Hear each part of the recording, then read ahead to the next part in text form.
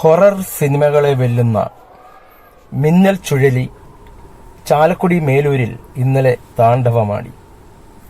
കല്ലുകുത്തി, പന്തൽപ്പാടം, മുള്ളൻപാറ മേഖലകളിൽ വൻ നാശനഷ്ടങ്ങൾ വരുത്തിക്കൊണ്ട് മിന്നൽ ചുഴലി ഭീതി ജനിപ്പിച്ചു.